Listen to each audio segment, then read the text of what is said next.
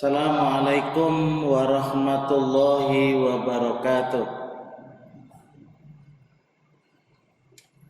Bismillahirrahmanirrahim. Alhamdulillah hamda syakirin, alhamdulillah hamdan naimin. Asyhadu an la ilaha illallah wahdahu la syarikalah, irghaman liman jahada wa kafar, wa asyhadu anna Muhammadan abduhu wa rasuluh. Wa sallallahu ala Muhammadin wa ala alihi wa ashabihi ajma'in, amma ba'd.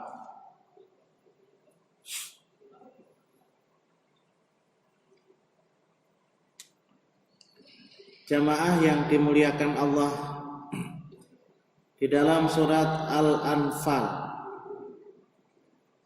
Allah Subhanahu wa taala berfirman, A'udzu billahi minasyaitonir rajim, ayat 2. Innamal mu'minuna alladzina idza dzukirallahu wajilat qulubuhum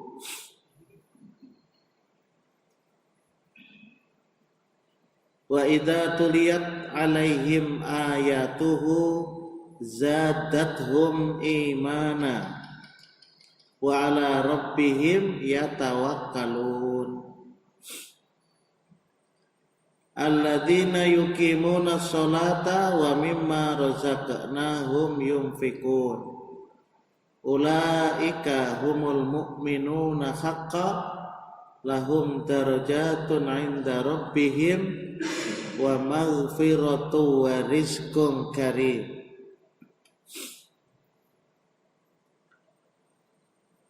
Allah berfirman, sesungguhnya orang-orang yang beriman ialah mereka yang bila disebut nama Allah gemetarlah hati mereka.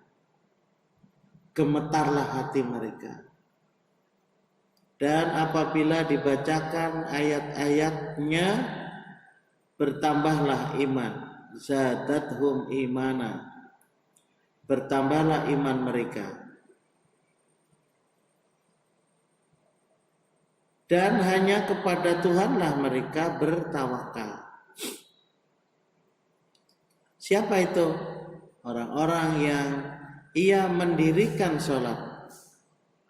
Orang-orang yang ia menafkahkan sebagian dari rizki yang kami berikan kepada mereka. Mereka itulah orang-orang yang beriman dengan sebenar-benarnya. Bagi orang mukmin yang seperti itu, darajatun inda rabbihim. Mereka akan memperoleh beberapa derajat ketinggian di sisi Tuhan mereka. Wa maghfiratun, mendapatkan ampunan, wa rizqun karim, dan mendapatkan rizki atau nikmat yang mulia, artinya surga. Memang kalau ada orang meninggal, kita juga dianjurkan untuk mendoakan semoga Allah memberikan ampunan. Semoga Allah memberikan rahmat. Allahumma fir lahu warhamhu. Tapi mudah-mudahan gitu kan. Mudah-mudahan Allah memberikan ampunan. Kita kan berdoa. Urusan apakah Allah mengampuni atau tidak itu Allah, Pak. Sekedar kita yakin bahwa semoga Allah memberikan rahmat dan memberikan ampunan. Tapi kalau dilihat dari surat Al-Anfal ayat 2, 3, dan 4 ini, yaitu mestilah orang yang ingin mendapatkan ampunan itu dia juga menegakkan sholat gitu. Utamanya sholat wajib. yang seperti Rul sampaikan semalam, kalau orang yang hanya melakukan yang wajib saja itu baru al-muqtasidun. Nah, kita ingin menjadi al-muqarrabun, ya, ingin menjadi orang-orang yang dekat dengan Allah Subhanahu wa taala. Yang kedua adalah ia mau bersedekah. Allah memberikan rizki, lalu rizki itu juga ada diberikan kepada yang lain. Kalau kita suami kepada istri, kepada anak kita, kepada bapak, kepada keluarga yang tidak mampu, kepada fakir miskin dan lain-lain. Dan untuk gerakan Islam kita penting juga, Pak, untuk dakwah Islam, untuk kegiatan masjid. Nah, itu juga sedekah kita. Jadi kita jangan nggak ikut. Makanya sering timbul pertanyaan, kita ini kan ingin menyembayangkan orang yang jauh-jauh dengan harapan orang-orang yang jauh pun juga bisa datang ke kita. Itu diambilkan dari biaya mana? Ya dari biaya kita. Jadi mana-mana yang kita kada tapi umpat karena mungkin kesibukan atau apa, membuat gitu. Ikut juga sedekah. Gak masalah pian kada umpat ke jauh. Tetapi kita mewakilkan kepada sebagian kawan kita, dibiayai, bensinnya dibiayai. Kemudian kalau perlu tengah hari makannya juga dibiayai, semuanya begitu. Kalau perlu diberi amplop sebuting-sebuting 500.000 sekong. Nah, itu banyak tuh nantulakan. Iya kalau. Tapi kita enggak. Insyaallah enggak. Umpama begitu nah. Ayo buat nikah menang tulak. Beri 100.000 sekong. Ada apa-apa. Umpama. Jadi kita harus punya begitu, Pak. Nah, tapi kalau nanti yang meninggal ini orang mamar, jangan kada tulak. Aurnya nang kayak apa, Pak? Bukan.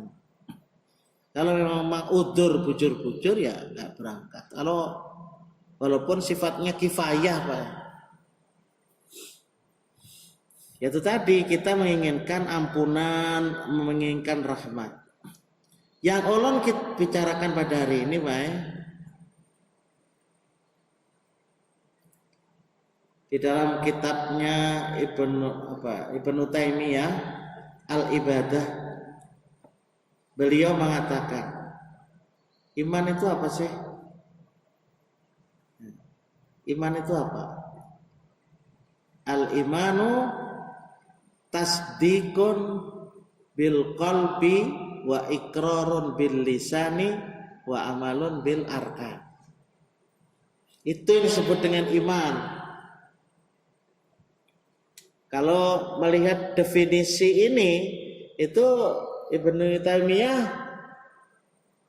memberikan makna menyeluruh gitu nah.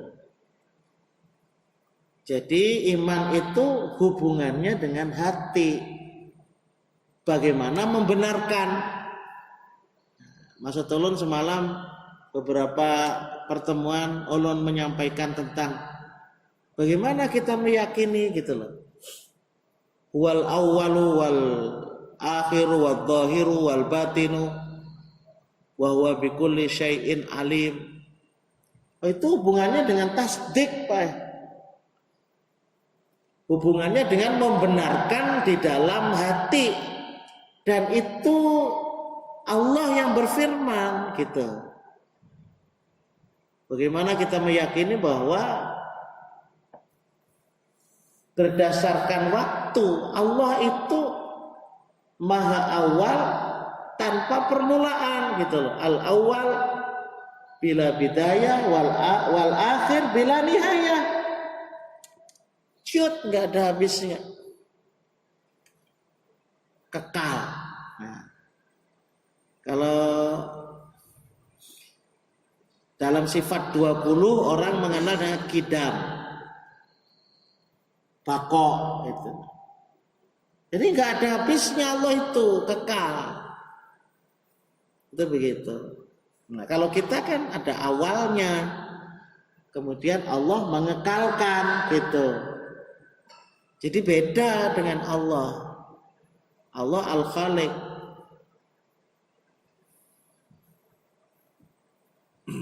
Itu begitu. Dan kita itu sudah diberi bibit keimanan tentang wujudnya Allah, Pak. Dan itu yang justru menenteramkan di dalam hati kita, karena kita mengakui bahwa alam semesta yang seperti ini itu Allah yang mengatur. Kalau nggak diatur oleh Allah, Pak, kacau dunia ini. Biar kacau, tetapi Allah mengatur, memang kacau gitu. Nah, kalau ada terjadi kekacauan, itu ada tuh maksud Allah. Itu maksud Allah kenapa jadi menjadikan sesuatu itu kelihatan seperti kacau, seperti saat ini, Bang Bay. Sampai saat ini manusia masih belum menemukan vaksin supaya orang itu tidak terkena oleh virus corona. Itu masih belum ada. Tapi kita yakin bahwa di antara kita ini ya sehat lah gitu. Nah, bagi yang tidak sehat ya kontrol aja dulu atau berdiam di rumah. Itu begitu. Tapi kalau kita orang beriman kan harus punya keyakinan, Pak. Harus punya keyakinan bahwa penyakit itu dari Allah Subhanahu wa taala, ditetapkan kepada seseorang karena Allah juga yang mengaturnya, dan kita sebagai orang yang beriman selalu bertawakal. Nah, itu berhubungan dengan hati. Itu gak boleh memiliki sifat keraguan, tuh gak boleh gitu. Nah, itu dianggap masih tidak beriman gitu. Kalau orang yang masih ragu. Jadi kita harus mencari jawaban. Ketika kita membahas tentang kekuasaan Allah, itu mesti betakon. Jangan punya keraguan. Orang-orang yang kada sembahyang itu di situ tuh, Pak. Ada keraguan tentang Allah Ta'ala.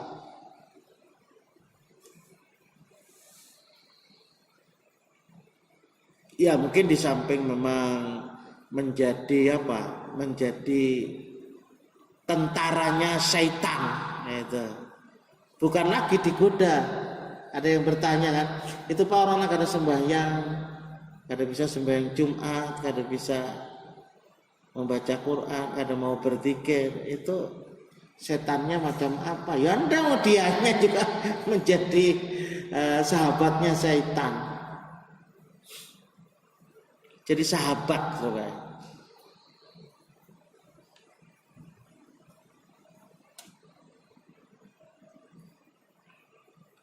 Nah, ada hubungannya dengan ucapan, ada hubungannya dengan amal. Sehingga Ibnu Taimiyah mengatakan al-imanu yazidu wa yanqusu, begitu, Pak.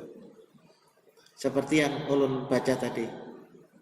Dasarnya dalam surat Al-Anfal ayat 2. Innamal mu'minun alladzina idza dzukirallahu wajilat qulubuhum wa idza tuliyat alaihim ayatuhu zadathum imana. Jadi orang beriman, kalau sudah nyata-nyata beriman, baik ketika ia mendengarkan ayat Allah diterangkan, gemetar hatinya. Gemetar di sini apa? Ada sinyal Jadi main hatinya itu. Wajilat qulubu, gemetar hatinya, ada sinyal. Begitu diterangkan bahwa kita ini dikekalkan oleh Allah, wah itu kita berpikir bahwa hidup ini kada pacang habis. Biar kita melihat saudara-saudara kita meninggal berdahulu pada kita, itu yakin bahwa itu adalah perpindahan alam, dan yang kita juga nanti mengikuti. Kenapa? Buktinya yang lain itu juga mengikuti. Karena siapakah pulang nih meninggal? Pak siapa? Pak Kurnain kan semalam. Siapakah lagi? Ada tuh. Ulun berdudi gitu. Kehendak. Boleh, kenapa tidak? Berkeinginan, kekainan. Tapi juga ada maksud kekainannya itu ya harus tadi ayat yang ulun baca itu fatazawwadu, mencari bekal. Ya, fatazawwadu, maka berbekalah. Jadi harus punya sangu, punya tabungan untuk menghadapi hidup yang abadi. Untuk menghadapi hidup yang abadi. Lama loh Pak, kita ini menghadapi sampai nanti perjalanan sampai ke Sirat, lama. Kita mati ke alam kubur, hari kiamat, menanti sampai kita hari berbangkit. Nanti setelah hari berbangkit kita akan dikumpulkan di mahsyar yang tidak ada satupun tertinggal. Kemudian Allah akan menghitung amal kita. Dihitung. Nah, kita akan menerima kitab dari Allah Subhanahu wa taala. Akan menerima raport.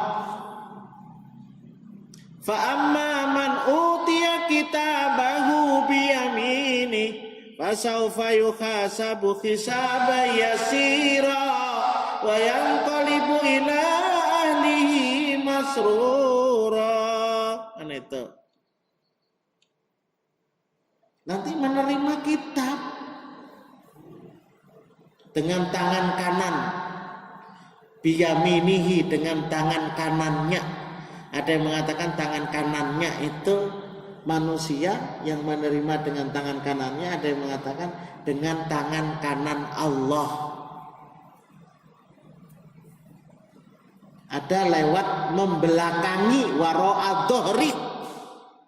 Orang yang kafir itu lewat wara'a dhuhri,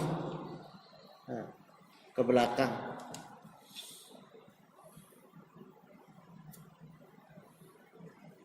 Nanti orang-orang kafir itu kagum. Apa kagum dia? Terkejut, Pak. Begitu membuka kitab. Bagaimana bentuk membukanya? Wallahu alam. Maka dilihatnya kitab itu, tidak ada satupun perbuatan kita, ucapan kita yang tidak tertulis. Kitab apa ini? Ngejar orang. Kitab apa ini? Tidak ada tertinggal satupun, Pak.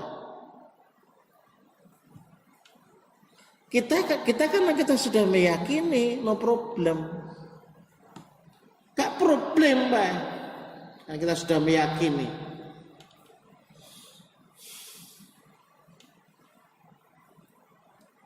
Kemudian akan ditimbang amal kita. Jadi apa ya? Apa Allah nggak tahu kok ditimbang-timbang? Loh, bukan begitu, Pak. Semuanya itu adalah menunjukkan tentang proses. Tentang proses, artinya kalau bahasa anunya, bahwa kenyataannya, buktinya itu valid, ujar bahasa asingnya, dasar bujur. Ditimbang amal itu,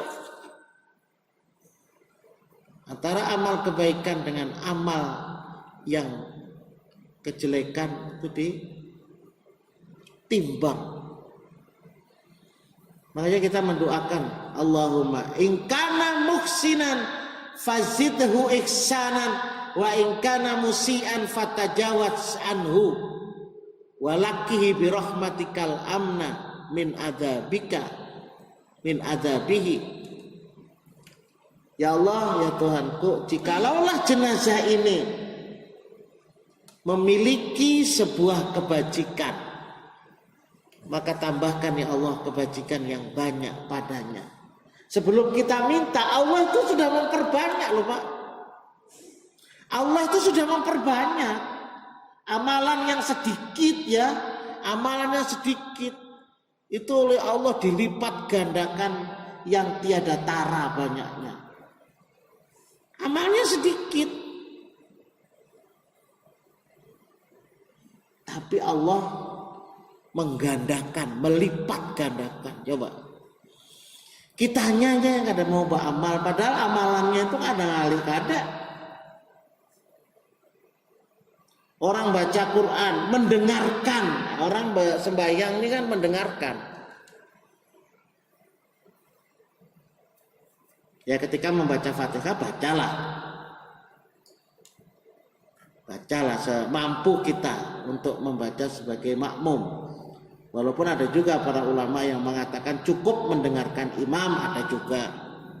Tapi kalau ditarjih itu kita suruh baca. Bagaimana bentuk bacanya, yang penting kita mampu untuk membaca Fatihah, mampu juga untuk mendengarkan imam membaca ayat gitu. Jadi sesungguhnya kalau dipikir, ayat itu semakin dibaca panjang, itu semakin banyak pahalanya. Kalau imam kita tuh baca panjang, berapa hurufnya? Tapi Rasulullah SAW itu menganjurkan untuk sesedangnya. Untuk sesedangnya gitu. Tapi kalau suatu saat Rasulullah juga panjang Pak. Kalau siapa dia? Profesor As-Siddiqi ya. Hasbi As-Siddiqi itu apa? Melihat dari hadis-hadis Rasulullah, beliau menyusun salat yang terpanjang ayatnya itu adalah salat subuh. Salat subuh yang terpanjang. Jadi makanya ya kalau bisa nih, ya kita harus yang sudah menjadi imam, berusahalah ketika subuh itu ayatnya panjang. Itu begitu.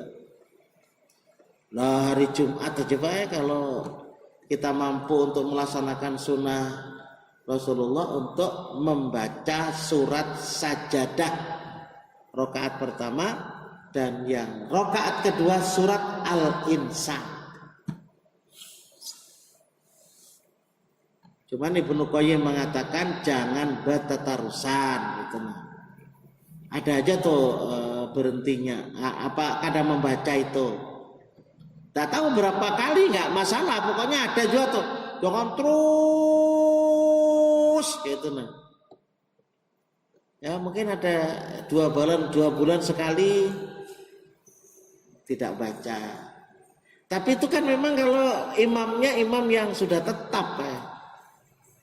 Kita kan mungkin imamnya masih belum tetap, jadi masih berganti-ganti. Kadang-kadang ya Jumat ini si fulan, Jumat ini si fulan, Jumat ini si fulan. Begitu jadi imam si fulan, sajadah juga. Al-Insan. Esoknya karena ganti itu nih. Ulun kadang-kadang alhamdulillah kalau umroh itu waktu di Mekah hari Jumat ada pesajadah. Begitu ke Mekah Jumat berikutnya pakai surat sajadah. Bisa juga dua-duanya di Madinah Jumat sajadah, di Mekah sajadah. Ada juga dua-duanya ada. Karena memang begitu. Jadi supaya makmum ini jangan menganggap bahwa subuh Jumat itu 3 rakaat. gitu nah. Sebab ulun pernah tuh ditanya Kapolres Amonte itu, Haji, apa memang Jumat subuh itu 3 rakaat ya? Lihat, soalnya hanya aja sembahyang. Itu sembahyang. Bila Jumat itu ke Banjar, singgahnya di Binuang. Oke, bila di Binuang Jumat, oh baca sajadah. Apakah ternyata betul, Pak? Ada orang yang ya mungkin enggak berani tanya ke lain-lain karena ulun terbuka aja lu takut, Pak Haji, apa Jumat subuh itu 3 rakaat ya? Oh, itu. Enggak Pak, 2 rakaat saja. Karena itu ada namanya ayat sajadah, surat sajadah. Tapi ada juga ayat-ayat sajadah Pak. 19 ayat itu. 19 ayat. Ada apa-apa Pak? Ketika kita baca itu, semoga ya, ketika baca surat sajadah itu, Allah melindungi kita dari segala godaan syaitan. Syaitan akan lari ketika kita itu membaca, ketika kita sujud, ketika membaca ayat sajadah. Jadi jangan syaitan, ini manusia nih lah, disuruh sujud, sujud juga. Sarik Pak. Syaitan sariknya luar biasa. Tapi sariknya itu takut, Pak. Takut kepada Allah. Karena orang ini dilindungi oleh Allah gitu nah. Ya bukan itu saja Pak. Ketika kita baca ayat kursi, baca 3 kul, ya. Setiap selesai sholat wajib, kalau maghrib dan isya itu harus disunahkan 3 kali. Itu juga akan dijaga oleh Allah Pak. Dijaga oleh Allah dari apa? Dari gangguan syaitan. Secara fisik maupun secara psikis. Makanya di Muhammadiyah ini lebih ditekankan Pak, orang meruqyah itu ruqyah mandiri. Jadi kita sendiri yang baca gitu. Jadi tidak sampai orang lain. Nah, kalau orang lain yang baca kan berarti kan bisa kita. Ya, sebenarnya ruqyah mandiri itu yaitu gitu nah. Kalau hendak guring, kita berwudu, membaca ayat kursi 3 kul, itu dibiasakan termasuk meruqyah diri. Sehingga malam-malam itu Allah menjaga kita ketika tidur. Iya, dijaga oleh Allah. Kalau ada orang yang hendak memperbuat yang tidak baik, Allah akan melindungi gitu loh. Dan orang yang mengirim sihir ya, memperbuat tadi itu Pak, itu berpikir 7 kali tuh, berpikir 10 kali tuh. Kalau yang dikirim itu ma'anjul kalau bahasa Allah, membulik ke orang yang menyihir tadi Pak. Jadi ditakon siapa nang hendak ikam perbuat tuh. Kalau orangnya itu dianggap rajin beribadah, gak berani Pak, bujur tuh. Tebuliknya. Jadi kita gak usah punya ilmu tertentu, gak ada. Untuk menolak. Kalau orang bahari itu jangan. Supaya permaya itu kada masuk ke rumah kita, di muka rumah ditanam pepaya laki. Tahu pepaya laki loh ya? Pepaya laki itu pepaya nang bakambang tapi kada berbuah nang ganal tuh. Sekalinya nyaman tuh kayak dimakan enggak? Dioseng-oseng. Nggih. kembang apa? Kustila atau pepaya. Ya masih anom di atas tuh nah. Disangak nyaman. Ulun belum suama.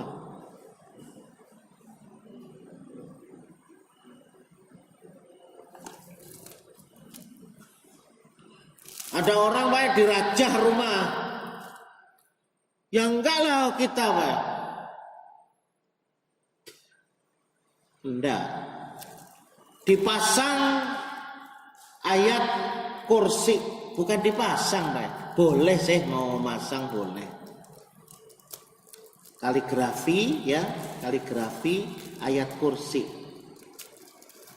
Nah iya, yang perintahnya itu dibaca Pak, bukan dipasang.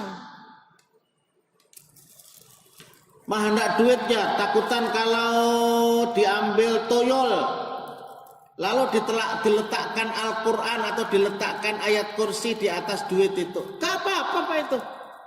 Setan masih bisa mengambil. Tetapi begitu orang itu mengucapkan Bismillahirrahmanirrahim, mah hendak ditutup, Allah akan melindungi. Itu kekuatan bismillah. Makanya kalau malam-malam kita ini disunahkan untuk menutup yang terbuka. Ini ada minyak goreng yang masih direnjing, bismillahirrahmanirrahim, ditutup. Okay. Ada wadah banyu, tutup, bismillahirrahmanirrahim. Dengan menutup baca bismillah itu sudah meruqyah. Meruqyah namanya itu Pak. Kembali ke sini nah. Jadi al-iman tasdik, membenarkan di hati, iqrarun bil lisan wa amalun bil arkan. Itu begitu. Sehingga daya iman kita itu supaya menjadi subur. Jadi nanti ketika kita di mizan, ketika ditimbang, berat kebaikannya, kejelekannya dihapus oleh Allah dosa-dosa kita. Kita kan ingin gitu Pak. Ingin dosa-dosa kita ini dihapus oleh Allah SWT. Nah kalau bicara dosa ngalih ngisahkan. Ngalih ngisahkan. Terlalu banyak dosa dari pikiran, dosa dari lisan, dosa dari perbuatan. Oke, dosa dari perbuatan.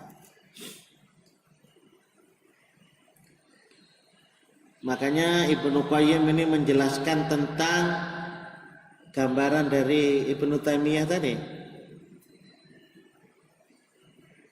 Untuk melihat apakah iman kita itu bertambah atau tidak, beliau mengatakan yazidu bitta'ah. Bertambahnya iman itu dengan ketaatan. Jadi kalau orang itu taat kepada Allah itu otomatis imannya bertambah begitu nah. Kita bersyukur kepada Allah Subhanahu wa taala yang memberikan kekuatan kepada kita, ketaatan bertambah. Yang sebelumnya kita tidak pernah melaksanakan sembahyang duha umpamanya. Sekalinya kita diberikan kekuatan oleh Allah mampu melaksanakan salat duha, naik imannya itu. Itu begitu.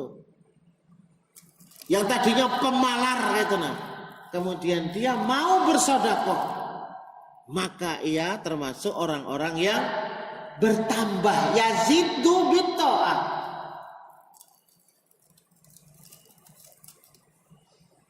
Itu begitu.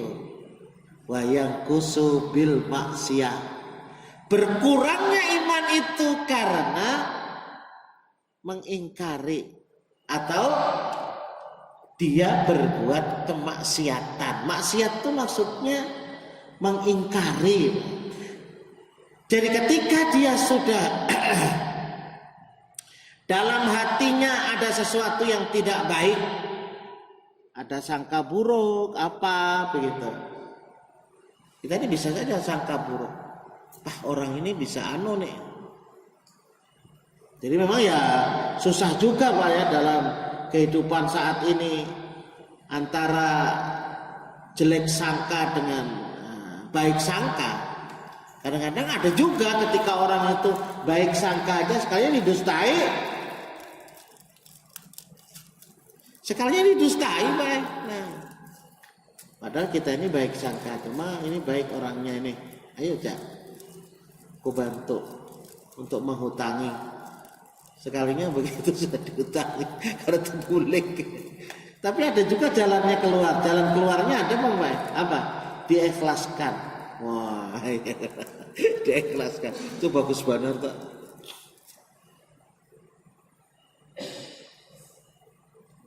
Ada 10 amalan, Pak, yang menjadikan kita itu menjadikan subur. Kadang ngalih, Pak.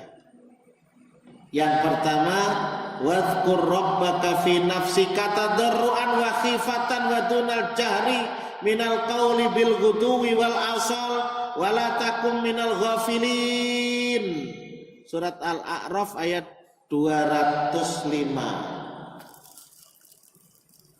Apa artinya yuk? Hendaklah engkau menyebut nama Tuhanmu fi nafsika, dalam hatimu. Berzikir maksudnya. Menyebut nama Allah itu berzikir. Berzikir kepada Allah dengan bacaan-bacaan yang memang Rasulullah mengajarkan kepada kita. Berzikirnya itu ada bacaan-bacaan, Pak. Ya, kalau sekarang ini kan kita berzikir untuk mendengarkan apa yang ulun baca dari Al-Quran dan hadis Rasulullah. Ini zikir juga. Zikir as-simak, mendengarkan. Ada juga yang kada kuat mendengarkan ya teguring tuh. Ada tuh. Kapan tidur itu mesti berwudu? Apabila mengaruh, Pak. Bila ada bau kayak itu aja. Memang ada juga sih kalau wudunya kalau duduknya itu bersila ya, itu otomatis dubur ad-duburu. Kalau bahasa kita kelimutnya itu tertutup sih memang. Tapi kalau terhiring itu mesti terkantuk, Pak. Nah, ada yang berpaham kalau duduknya itu bersila ada batang. Ada yang berpaham kalau Imam Ahmad itu mengaruh. Jadi bilang, itu wudu lagi, jangan berarti berpaham bersila tadi. Nah, kadang-kadang ya. Dan memang disunahkan juga Pak, berwudu ya, berwudu setiap sholat wajib. Ya sholat wajib itu kadang menghadangi batal tadi teh. Maghrib wudu, isya wudu pulang itu bagus. Bagus saja. Jadi ada kan namanya mengaruh juga. Waktu berdoa itu merendahkan diri, wahifatan, penuh rasa takut dan tidak mengeraskan suara. Memang ini Pak namanya dunal jahr minal qaul. Dilakukan kapan? Pagi dan petang. Ternyata ada beberapa hadis Rasulullah Pak yang dilakukan tuh pagi dan petang. Sehingga disebut dengan zikir pagi dan petang. Itu menyuburkan iman. Entah itu dibaca setelah sholat subuh atau dibaca setelah sholat duha. Tolong Pak dicari itu bukunya itu. Kalau ada apa dibaca. Zikir pagi itu kumpulan dari Rasulullah SAW untuk menyuburkan keimanan kita. Tolong Pak dibaca hadisnya sohi-sohi itu. Ulun juga ada membagikan ke ibu-ibu itu, nah mungkin ibu-ibu ada BIC itu. Nggih, kita atau di Google udah dibuka aja bacaan pagi dan sore berdasarkan sunnah Rasulullah. Itu nomor satu dulu Pak, supaya menyuburkan iman dari segi lisan. Semoga kita bisa mengamalkan. Insya Allah nanti akan kita bahas selanjutnya apa saja sih doa pagi sore itu sehingga kita memahamkan untuk menambah daya keimanan kita, menyuburkan keimanan kita. Demikian hadanallahu wa iyyakum ajmain. Subhanakallahumma wa bihamdika asyhadu an la ilaha illa anta astaghfiruka wa atubu ilaik. Assalamualaikum warahmatullahi wabarakatuh.